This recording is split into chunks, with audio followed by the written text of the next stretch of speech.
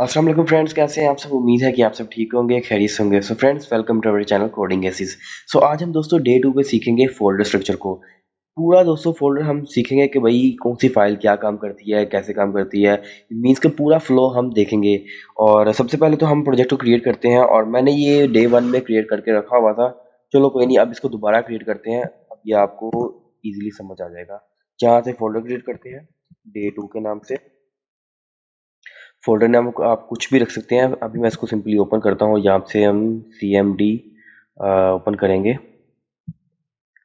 ठीक है। यहाँ से मैं CMD ओपन करता हूँ। आप सिंपली इस फोल्डर को ड्रैग एंड ड्रॉप भी कर सकते हैं, अपने VS कोड पर सिंपली ओपन कर सकते हैं। बट अभी हम CMD से कर रहे हैं क्योंकि यहाँ से भी ज़्यादा ईजी होता है। और यहाँ मैं लिखूँगा कोड स्पेस डॉट, ये सिंपली VS कोड हमारा ओपन हो जाएगा। अब देख सकते हैं हमारा VS कोड ओपन हो चुका है। अब हम स्क्रीन को थोड़ा सा फुल करते हैं। और अब मैं क्या करूँगा, टर्मिनल को ओपन करूँगा। कहाँ से करना है, Ctrl+J से। ये आप सिंपली ये बटन को क्लिक कर सकते हैं। तो ये आप देख सकते हैं हमारा यहाँ पर पाथ आ चुका है, परफेक्ट है डे 2 के ऊपर, ठीक है।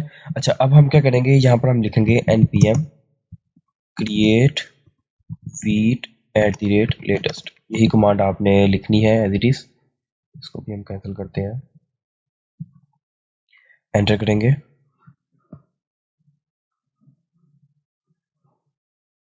थोड़ा सा आपको वेट करना पड़ेगा। और प्रोजेक्ट नेम आप कोई भी रख सकते हैं। यहाँ मैं प्रोजेक्ट नेम में लिखता हूँ डे 2, ठीक है। फोल्डर स्ट्रक्चर कोई भी प्रोजेक्ट नेम आप रख सकते हैं, ज़रूरी नहीं कि यही आप रखें। Folder structure. फ्रेमवर्क सेलेक्ट करना है, मैं रिएक्ट करता हूँ। यहाँ से हमने वेरिएंट सेलेक्ट करना है जावास्क्रिप्ट का, ठीक है। जावास्क्रिप्ट को हमने कर दिया। अब इसको हम अभी नो करते हैं, और इसको npm को हमने इंस्टॉल करना है तो यस करेंगे, ठीक है। यहाँ पर हमारी जितनी भी डिपेंडेंसी है सारी इंस्टॉल होना शुरू हो जाएंगी नॉट पैकेज मॉड्यूल में। जैसे ये इंस्टॉल हो रही है, सबसे पहले हम यहाँ पर इसको ओपन करते हैं, एक्सपैंड करेंगे तो आप देख सकते हैं ऑटोमेटिकली बनना स्टार्ट हो गया हमारा जो फोल्डर स्ट्रक्चर है ना। आप देख रहे होंगे मैंने कुछ भी मैनुअल नहीं इसके अंदर लिखा है, ये ऑटोमेटिकली हुआ है, ठीक है ना। तो भी मैं आपको सारा समझाता हूँ। अभी ये इसका इंतजार करते हैं कि पूरे तरीके से ये इंस्टॉल हो जाए डिपेंडेंसी, ठीक है। तो उसके बाद हम देखेंगे अभी यहाँ पर एक फोल्डर ऐड होगा नोड मॉड्यूल्स का। जैसे ये कंप्लीट हो जाएंगे ना डिपेंडेंसी, यहाँ पर नोड मॉड्यूल्स का फोल्डर ऐड होगा, उसको भी हम देखेंगे कि वो क्या है।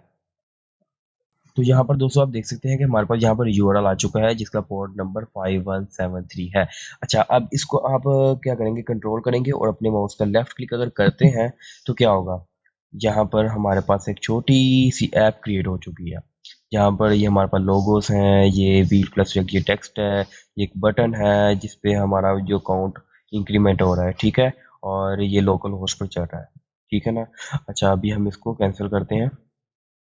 अब हमने समझना है कि फ़ोल्डर स्ट्रक्चर किस तरह से वर्क कर रहा है। मतलब कि अभी तक हमने यहाँ कोई कोडिंग नहीं की, तो ये यहाँ पर किस तरह से आ रहा है, अब इसको हम देखते हैं, ठीक है। तो ये हमें फ़ोल्डर स्ट्रक्चर को अगर हम सही तरह से देख लेते हैं तो अब ये सारा कुछ हमें समझ आ जाएगा। तो यहाँ पर आप दोस्तों देख सकते हैं, सबसे पहले तो यहाँ पर 3 फ़ोल्डर बने हुए हैं, नोड मॉड्यूल्स का है, पब्लिक का है, SRC का है, और ये कुछ फाइल्स हैं। सबसे पहले तो आप देख सकते हैं यहाँ पर नोड मॉड्यूल्स का फ़ोल्डर है। ये क्या काम करता है, जितने भी दोस्तों आपने npm किया था, मतलब कि जितने भी हमारे पैकेजेस और जो लाइब्रेरीज हैं, मॉड्यूल्स हैं, वो इंस्टॉल हुए हैं, तो वो यहाँ पर आकर सेव होते हैं नोड मॉड्यूल्स में। यूजुअली क्या करते हैं, हम इसको ओपन भी नहीं करते, इसमें हम कोई एडिट नहीं करते। इसको यहाँ इवन कि जब आप अपने कोड को पुश करते हैं गिटहब पे, इसको हम गिट इग्नोर फाइल में ऐड करते हैं। अभी मैं आपको फर्दर दिखाऊंगा इसको ओपन करके, तो ठीक है ना। अब हमें पता क्या चला, हमें पता ये चला कि हमने वही नोड मॉड्यूल्स को हाथ तक नहीं लगाना, इसमें एडिट कुछ नहीं करेंगे। इट मीन्स कि जो कोड हम करेंगे, हम नोड मॉड्यूल्स में कुछ नहीं करेंगे, नोड मॉड्यूल्स को हम इग्नोर करेंगे। बस आपको ये समझना है कि नोड मॉड्यूल्स में क्या चीज़ ऐड होती है। जो भी आपने npm आई मतलब के कर रहे होते हैं, कोई लाइब्रेरी इंस्टॉल करते हैं, जैसे रिएक्ट डॉम की लाइब्रेरी होगी या रिएक्ट की लाइब्रेरी होगी, वो इंस्टॉल करते हैं तो वो सब कुछ सेव होता है नोड मॉड्यूल्स में, ठीक हो गया। अब मैं आपको दिखा भी देता हूँ। यहाँ पर रिएक्ट की लाइब्रेरी होगी जो सबसे कॉमन है। स्क्रॉल करेंगे, ये देखो, रिएक्ट, रिएक्ट डोम, रिएक्ट रिफ्रेश, ठीक है ना। तो यहाँ पर इजीली आ चुका है, ओके। तो अब हमने समझ लिया नोड मॉड्यूल्स को। इट मीन्स के नोड मॉड्यूल्स पे हमने कोई एडिट नहीं करना, इसको एज इट इज़ है, एज इट इज़ ही रहने दो। ओके, अब आ गया है आगे पब्लिक। पब्लिक में क्या होगा, पब्लिक में दोस्तों यहाँ पर लोगोस वगैरह होंगे। ये देख सकते हैं, आया ना। यहाँ पर पब्लिक में है क्या, आप क्या करोगे, कोई अपनी इमेजेस है वो यहाँ पर आप स्टोर करोगे। इसको भी अभी आप भूल जाओ, फर्दर जैसे ही हम नेक्स्ट लेक्चर पर आएंगे उसमें हम आपको बताएंगे कि भाई इसमें कैसे आपने फाइल्स रखनी है, किस तरह से रखनी है, किस तरह से कॉन्टेक्ट करनी है आपने अपनी JSX की फाइल के साथ, ठीक है ना। ओके, तो यहाँ पर आ चुका है सेकंड फोल्डर भी हो गया, यहाँ पर SRC, ये हमारा दोस्तों मेन फोल्डर है जिस पर हम काम करेंगे। ठीक है, एसेट्स आ गए, एसेट्स में भी आप दोस्तों अपनी इमेजेस वगैरह रख सकते हैं, PNG की, JPG की। ओके, तो यहाँ पर मैं इसको ओपन भी करता हूँ, ये इमेज ये आप देख भी सकते हैं, जैसे मैंने उस ऐप क्रिएट करके रन की थी उसमें भी आ रही थी। तो इसको भी अभी आप भूल जाए। SRC में जो इम्पोर्टेंट चीज़ है वो app.css है। ये सारी की सारी CSS दोस्तों लगी हुई है जो आपको यहाँ पर नज़र आ रही है। ये सारी की सारी CSS यहाँ पर आपको नज़र आ रही होगी। अभी मैं क्या करूँगा, अभी मैं इसको Ctrl+A करूँगा और मैं इसको बैकस्पेस करूँगा, इट मीन्स का सब कुछ खत्म करता हूँ। आप देख सकते हैं अब यहाँ पर कितना बेढंगा सा बन गया है, ठीक है ना। तो अगर मैं इसको Ctrl+C करता हूँ तो ये वापस सही तरह से बन जाएगा, ठीक है। ओके, तो app.css को देख लिया, अब मेन चीज़ आती है app.jsx और index.css और main.jsx। अच्छा, अभी हम देखते हैं app.jsx को। app.jsx दोस्तों जो आप देख सकते हैं यहाँ पर काउंट है, सेट काउंट है, ये यूज स्टेट, ये दोस्तों हमारे पास ये हुक्स होते हैं, ये मैं आपको फर्दर क्लासेस में बताऊंगा। बट अभी जो मेन चीज़ है कि हमारा फ्लो किस तरह से काम कर रहा है, क्या फ्लो है, किस तरह से ये हमारा नज़र आ रहा है, मीन्स के कौन सी रूट फाइल है, कहाँ से हमारा कोड चल रहा है, वो चीज़ सोचने वाली है, समझने वाली है। तो देखते हैं, सबसे पहले आप आ जाए यहाँ पर index.html, ठीक है। तो ये दोस्तों हमारी रूट फाइल है, यहाँ पर आप देख भी सकते हैं आईडी हमारी रूट है, ठीक है। ये आपको अगर आपको HTML आती है तो ये आपको सारा समझ आ रहा होगा। अभी आपको सिर्फ और सिर्फ यही चीज़ें समझ आ रही होंगी, बाकी मैं कोई भी अगर फाइल को ओपन करता हूँ आपको, आप कहेंगे भाई ये क्या है, app.js को ओपन करता हूँ आप कहेंगे भाई ये क्या है, ठीक है ना। तो ये सब कुछ आपको मैं समझाऊंगा, बट अभी जो हमारी रूट फाइल है वो index.html है।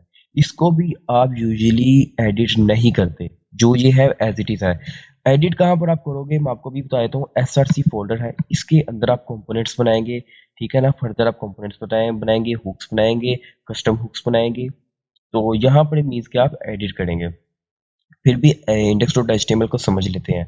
इसमें क्या है, आईडी आपने रूट लगाई है और मेनली हम main.js को करते हैं। तो यहाँ आप देख सकते हैं हम सिलेक्ट कर रहे हैं रूट को, ठीक है ना, get element by ID root कर रहे हैं और रेंडर कर रहे हैं ये कोड। अब इसमें स्ट्रिक्ट मोड क्या होता है, ये स्ट्रिक्ट मोड को अभी हम इसको कमेंट करते हैं, क्योंकि ये क्या होता है, जो डबल डबल हमारे कमेंट्स नज़र आ रहे होते हैं वहाँ पर जब हम console.log पे करते हैं, तो ये उसके लिए होता है। तो इसको आप कमेंट भी कर देंगे, कोई मसला नहीं होगा, इसको हम बाद में फर्दर देखेंगे। तो यहाँ पर आप देख सकते हैं ऐप लिखा हुआ है। अब ये ऐप क्या है, यहाँ पर हमने इंपोर्ट भी किया हुआ है। ये क्या है दोस्तों, ये फाइल है, ये वाली देख सकते हैं app.jsx, ये वाला कंपोनेंट हमने यहाँ पर इंपोर्ट किया, सिंपल।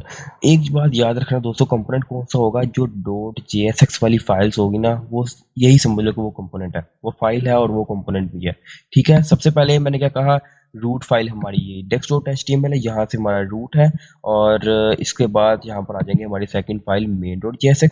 main.jsx में से हम क्या कॉल कर रहे हैं, वो ऐप कंपोनेंट कॉल कर रहे हैं। किस तरह से कर रहे हैं, import app from ./.jsx, ठीक है। वही फाइल का पाथ हमने डाल दिया। तो जैसे ही मैं इसको कंट्रोल करूंगा और मैं क्लिक करूंगा, डायरेक्ट हम उसी फाइल पर आ जाएंगे। अब यहाँ पर सारा काम हो रहा है, ठीक है ना। ये देखें इमेजेस भी लगी हुई है वीट लोगो वाली, ठीक है। और रिएक्ट लोगो जो आपको नजर आ रहा था वो भी लगा हुआ है, वीट प्लस रिएक्ट भी आपको नजर आ रहा होगा। मैं इसको दोबारा ओपन करता हूँ, ये देखें ये वीट का इमेज है, ये रिएक्ट की इमेज है, और ये वीट प्लस रिएक्ट, ठीक है ना। अब ये देख रहे होगे सारा कुछ हमारा यहीं से हो रहा है, यहीं से कंट्रोल हो रहा है, और हम क्या करेंगे, इसी से ही दोस्तों आगे अपने कंपोनेंट्स को कनेक्ट करेंगे। इट मीन कि यहाँ से ही हम फाइल्स को कॉल करेंगे। तो सबसे पहले तो यहाँ पर आपको मैंने ओवरऑल बताना था, कोडिंग हम नेक्स्ट लेक्चर में करेंगे। अभी तो आपको फोल्डर स्ट्रक्चर समझाना था। ये आपका फोल्डर स्ट्रक्चर होगा, ये हमारी app.css है, ये तो आपको पता ही होगा। अभी मैं क्या करूँगा, अभी मैं सबको app dot C S S को भी ख़त्म करता हूँ और index dot C S S है इसको भी मैं ख़त्म करता हूँ। तो अब देखना क्या होगा, देख लें पहले दरमियान में था, index dot C S S को ख़त्म करने के बाद वो बिल्कुल अपने मेन पॉइंट पे आ गया। ओके, तो ये चीज़ आपको कंफ्यूज नहीं करें कि भाई सी एस एस हम ये वाली फाइल बाद में कल को आप प्रोजेक्ट बनाएंगे उसमें भी क्या यही फाइल लगी रहेगी? नहीं दोस्तों, मैंने आपके सामने इसको ख़त्म कर दिया है। कहते हैं तो मैं इसको डिलीट भी करता हूँ, मगर जो फाइल हमने इंपोर्ट किया है ये देखें, वहाँ पर भी हमें ख़त्म करना पड़ेगा। ठीक है ना? तो अच्छा, ये चीज़ें होगी। अब हमने क्या सीख लिया अभी तक हमने नोड मॉड्यूल्स देख लिया। नोड मॉड्यूल्स कौन सा फोल्डर है जिसको भी आप कोई एडिट नहीं करेंगे इसमें। ये क्या होता है, इसमें आपके पैकेजेस जो मॉड्यूल्स हैं वो यहाँ पर आके सेव होते हैं जैसे ही आप कोई लाइब्रेरी इंस्टॉल करते हैं। ठीक है ना? तो ये पब्लिक हो गया, पब्लिक में आप इमेजेस वगैरह रखते हैं, ये एसएससी फोल्डर है, इसमें आप मेनली काम करते हैं। और एसर्स के अंदर भी आप अपनी कुछ इमेजेस रखते हैं, फर्दर हम इसको देखेंगे। और app dot C S S है, app dot G S X है, जहाँ पर मेन चीज़ हमारी आती है index dot H T M L, ये हमारी रूट फाइल होगी। इधर के सेकंड बाद हमारी आती है main dot G S x. Main dot G S x के बाद आती है app dot G S x, जो कि हमारा मेनली कंपोनेंट है, जो कि डॉट जी एस एक्स की फाइल है। ठीक है, अभी तक हमने किनको देख लिया, यहाँ तक देख लिया। अब ये डॉट गिट इग्नोर की फाइल है। आपको याद होगा मैंने नोड मॉड्यूल्स का बताया था कि नोड मॉड्यूल्स हमारा यूजुअली डॉट गेट इग्नोर वाली फाइल में ऐड होता है। अब ये क्यों इस तरह ऐड करते हैं? इसलिए ऐड करते हैं कि जैसे ही हम गिटहब पर कुछ अपना कोड पुश करते हैं तो ये वाला जो फोल्डर है ना, ये डॉट नोड मॉड्यूल्स वाला, ये आप देख भी सकते हैं, ये नोड मॉड्यूल्स, ये फोल्डर वहां पर इग्नोर हो जाता है। मतलब कि वहां पर ये फोल्डर सेव नहीं होता। क्यों नहीं होता ये आप देख सकते हैं दोस्तों, ये काफी बड़ा फोल्डर है, ये देखें कितना बड़ा फोल्डर है। और ये इसका कोई मकसद भी नहीं है, अगर हम चले भी जाए ना भी जाए कोई मसला नहीं है। ठीक है ना? तो यहाँ पर क्योंकि लाइब्रेरीज ही होती हैं, ये पैकेजेस ही होते हैं, तो इसलिए यहाँ पर हम इसको डॉट गिट गिट इग्नोर करते हैं। ओके, तो ये esLint dot config dot js, इसको भी अभी आप छोड़ दें, ये भी आपके काम की फाइल नहीं है। Index dot H T M L इसको भी हमने समझ लिया था क्योंकि ये रूट फाइल है। ओके, और मेन जो फाइल्स आती हैं दो, पैकेज लॉग डॉट जेसन और पैकेज डॉट जेसन। ठीक है, पैकेज डॉट जेसन में भी आपकी दोस्तों जो आपने लाइब्रेरी इंस्टॉल की होती हैं, जैसे रिएक्ट की लाइब्रेरी है, जो आपका वर्जन 19 है, यहाँ पर वर्जन आ रहा होता है, रिएक्ट है और रिएक्ट डॉम की डिपेंडेंसी है, ये सारा कुछ दोस्तों हमारा पैकेज डॉट जेसन वाली फाइल में होता है। अच्छा, अब एक सोचने वाली चीज़ ये है कि भाई अगर आप ये अपना प्रोजेक्ट किसी अपने फ्रेंड को सेंड करते हैं तो ये मस्ट है कि वो 19 वाला वर्जन ही यूज़ करे रिएक्ट। ठीक हो गया एक बात। अच्छा, अब मैंने कहा कि भाई हम नोड मॉड्यूल्स वाला फोल्डर है, इसको हम डॉट गेट इग्नोर वाली फाइल में डालते हैं। इसका मतलब ये हुआ कि हम गिटहब पर जो कोड पुश करेंगे वहां पर नोड मॉड्यूल्स वाला फोल्डर नहीं होगा। नहीं होगा, ठीक हो गया। अच्छा, इसमें क्या था, इसमें भी रिएक्ट वाला फोल्डर था जिसमें हम देख सकते थे इजीली कि भाई रिएक्ट इसमें यूज हुआ है, रिएक्ट वाली लाइब्रेरी है। अच्छा, तो अब क्या हुआ, गिटहब पर नोड मॉड्यूल्स वाला फोल्डर नहीं गया, तो अब कौन सा फोल्डर जाएगा, कौन सी फाइल जाएगा? फिर पैकेज डॉट जेसन वाली फाइल जाती है, पैकेज डॉट जेसन और पैकेज लॉग डॉट जेसन। ये भी हेल्पफुल होती है। कैसे हेल्पफुल होती है? यहाँ पर आप देख सकते हैं रिएक्ट की लाइब्रेरी है इंस्टॉल है और एक डॉम की लाइब्रेरी इंस्टॉल है और उसका वर्जन कौन सा है, 19। ठीक हो गया, अभी आप ये समझे। और जो पैकेज लॉग जो जेसन वाली जो फाइल है, ये क्या करती है और डिटेल में इसको बताती है, जैसे पैकेज डॉट जेसन में बताया था रिएक्ट का। अब रिएक्ट का मजीद अगर आपने इन्फॉर्मेशन लेनी है तो आप पैकेज लॉग डॉट जेसन में चले जाए। ठीक है, इसमें आप देख भी सकते हैं वर्जन मजीद आपको बता देता है, लाइसेंस डिपेंडेंसीज, और मतलब कि आपको मजीद इन्फॉर्मेशन अगर चाहिए तो आप पैकेज लॉग डॉट जेसन से ले सकते हैं। ठीक हो गया, और यहाँ पर आप देख सकते हैं नेम है, वर्जन है, डिपेंडेंसी है, रिएक्ट डॉम है, कौन सा वर्जन है, डेव डिपेंडेंसीज हैं। ठीक है, कोडिंग में दोस्तों इसमें आप कोई एडिट नहीं करेंगे। ये क्या होता है, यहाँ पर ऑटोमेटिकली ऐड तब होती है जब आप npm इंस्टॉल करके कोई भी लाइब्रेरी को इंस्टॉल करते हैं, जो कि हम फर्दर प्रैक्टिकल करेंगे। ओके, और रीडमी डॉट एम डी इसको भी अभी आप छोड़ दें। ठीक है, इस पे भी अभी आपने कोई काम नहीं करना, ये सिंपल आपको गाइड किया हुआ है। और V dot config dot J S. ठीक है, यहाँ पर आप देख सकते हैं दोस्तों प्लगइन्स लिखा है रिएक्ट, यहाँ से हमारी रिएक्ट जो है चल रही है। आप क्या करेंगे, जैसे ही मैं कल को करूँगा ताइलबैंड सी एस एस यूज़ करूँगा तो ताइलबैंड सी एस एस हम यहाँ पर सिंपल ऐड कर देंगे। अभी इसमें कोई एडिट नहीं करना। ये तब आप एडिट करते हैं जब आप टाइलवर सी से सब यूज़ कर रहे हैं, तो आप सिंपली उसको यहाँ पर ऐड करते हैं, ठीक है ना। और भी अगर कोई एडिट वगैरह करते हैं कल को, तो आप सिंपली यहाँ पर ऐड कर सकते हैं वन बाय वन करके। इसको हम फर्दर देखेंगे, ठीक है। तो ये हमारा रहा फोल्डर स्ट्रक्चर, अभी हमने सारा समझ लिया। अब थोड़ा सा इसको एडिट भी कर लेते हैं। वीट फॉर रिएक्ट, अगर आपने लास्ट लेक्चर लिया तो वहाँ पर भी मैंने ये एडिट किया था, ठीक है। और मैं इसको दोस्तों लेक्चर नंबर 3 में आगे फर्दर बताऊंगा कि कोडिंग कैसे करनी है, ठीक है। यहाँ पर आप देख सकते हैं वीट फॉर रिएक्ट यहाँ पर एडिट हो चुका है। ओके, तो ये आज का लेक्चर हमारा यही था। नेक्स्ट लेक्चर से हम इंशाल्लाह पूरा प्रैक्टिकल हम काम करेंगे, कोडिंग करेंगे, सब कुछ आपको बताएंगे। हुक्स क्या होते हैं और कस्टम हुक्स कैसे क्रिएट करते हैं, मीन्स का सब कुछ आपको बताएंगे और डिटेल में। ओके, तो मिलते हैं अपने लेक्चर नंबर 3 पे, तब तक के लिए अल्लाह हाफिज़।